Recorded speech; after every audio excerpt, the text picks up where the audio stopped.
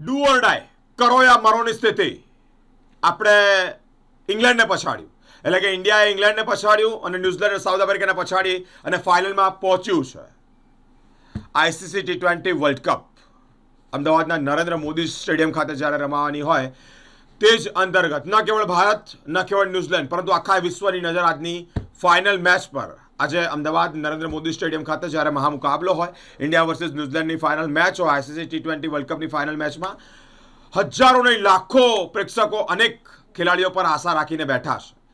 એમ તો સામાન્ય રીતે હાર્દિક પંડ્યા અને આ ગુજ્જુ જે જોડી છે, હાર્દિક અને અક્ષરની જોડીએ ફાઇનલના દ્વાર ખોલ્યા તેવું ચર્ચામાં છે, પરંતુ તમામ પ્લેયરોની ખાસી મહેનત, ખૂબ મહેનતે ફાઇનલમાં પહોંચ્યા છે.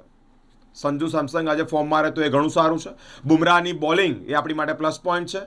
સાથે અભિષેક શર્મા સ્ટાર્ટિંગથી એટલે કે ઓપનિંગથી લઈ અને એન્ડ સુધી છેલ્લી ઇનિંગ સુધી સારું પ્રદર્શન કરે તેવી પણ ક્રિકેટ રસિકોની અપેક્ષા છે.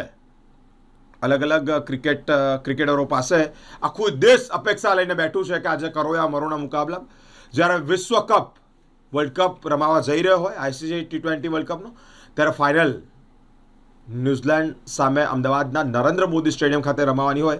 ક્રિકેટ પ્રેમીઓ જ નહીં પરંતુ જ્યાં જે દેશોમાં ભારતીયો વસે છે તે લોકોમાં આજે એક દેશ પ્રત્યેની ભાવના છે, દેશ પ્રત્યેની રાષ્ટ્ર ભાવના છે, દેશ પ્રત્યેનો પ્રેમ છે.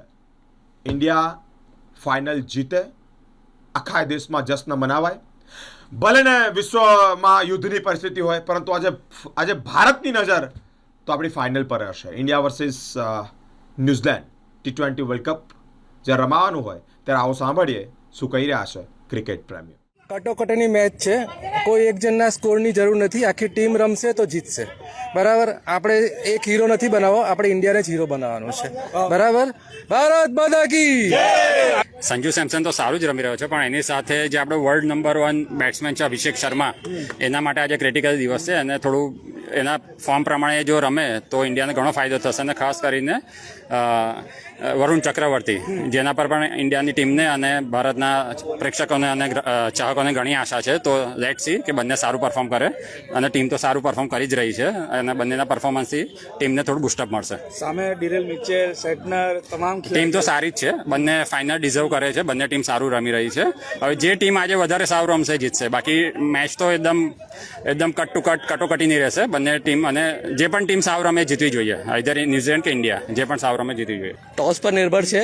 નોર્મલી જોવામાં આવશે કે ભાઈ બેટિંગ પીચ છે કે બોલિંગ પીચ છે, પણ 4-5 વાગ્યા સુધી રિપોર્ટ મળશે આપણાને. પણ અગર જો બેટિંગ આવી, ટોસ જીતીને જો બેટિંગ કરી તો એટલીસ્ટ આપણે ચેઝેબલ માટે 200ના ઉપર રન આપીએ તો પછી આપણે ડિફેન્ડ કરી શકીશું. કારણ કે નોર્મલી બુમરાહની બોલિંગ અને બુમરાહની જે સ્પેલ આવે છે એ બહુ ખતરનાક હોય છે અને બહુ ટુ ધ માર્ક હોય છે. તો બટ ઓબે છે કે એમના માટે ફક્ત 16 જ ઓવર રહેશે, કારણ કે બુમરાહ બેઠો છે અને બુમરાહ જીતાડી તો રહેશે જ આ વખતે. 3 આપણા ગુજરાતીઓ છે, બુમરાહ, અક્ષર પટેલ અને હાર્દિકભાઈ. અને આપણા નડિયાદવાસી અને વડોદરાવાસીઓના જે આપણા પ્રેમીઓ છે હાર્દિક અને અક્ષર માટે આપણે એ જ શુભકામના રાખીએ છીએ કે એ જે પરફોર્મ કરી રહ્યા છે, જે ઓરા ક્રિએટ કરે છે બેટિંગમાં અને બોલિંગમાં અને જે ફિલ્ડ ઉપર, એ આ મેચમાં બી કન્ટિન્યુ રાખે અને પછી આપણાને આગળ જીતાડે એમને. આમ તો બંને ટીમો બહુ જ થ્રુઆઉટ ધ ટુર્નામેન્ટ સારું રમી છે. નો ડાઉટ આપણે એક મેચ હાર્યા છે, પણ ઓવરઓલ બહુ બંને ટીમો સારી કરી રહી છે. તો જે આપણે કોમ્પિટિશન છે તો ટફ જ છે ઓફકોર્સ.